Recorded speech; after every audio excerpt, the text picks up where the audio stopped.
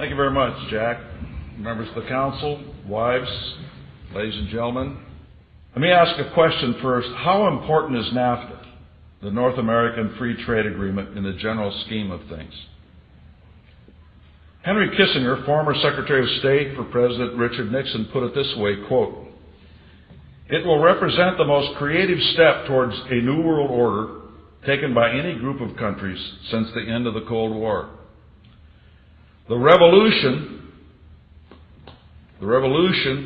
sweeping the Western Hemisphere points to an international order based on cooperation. It is this revolution that is at stake in the ratification of NAFTA. What Congress will have before it is not a conventional trade agreement, but the architecture of a new international system."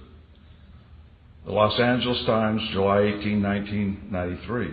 With these statements, we see a couple of things that Kissinger says. Number one, that NAFTA is a major step towards bringing these United States into a world government, and he seems to have known 10 years before anybody else that the Americas was going Marxist. And that's literally what's happening south of the border. Country after country after country after country is going Marxist, to put a nice connotation on it. So he seemed to understand that revolution was already occurring and wanted to have us part of it. To pave the road to the New World Orders, tribunals have been set up by NAFTA, which have placed a layer of jurisprudence over and above our country's court system. In an article in the New York Times in April 18, 2004, a variety of legal minds were aghast at the implications. John D. Echeverria, a law professor at Georgetown University, said this, quote, of the NAFTA tribunals, "This is the biggest threat to the United States judicial independence that no one has ever heard of and even fewer people understand," unquote.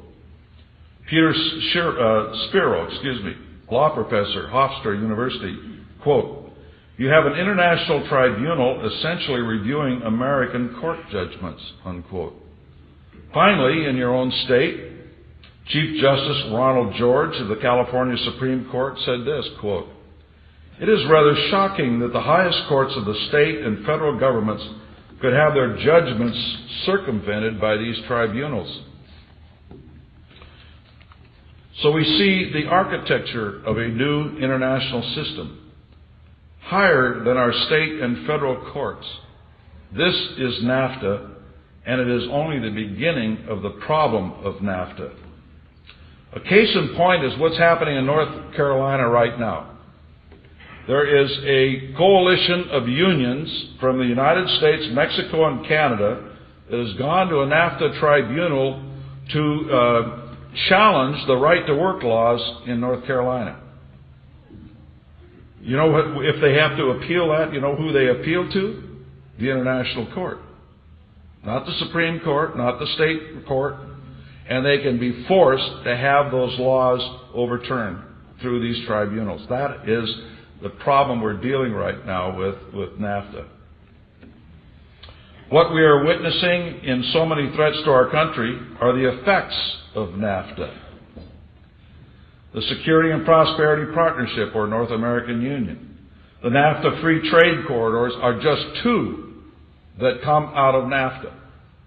In addition, our free trade agreements such as CAFTA and the former FTAA are all founded on the grandfather of them all, NAFTA.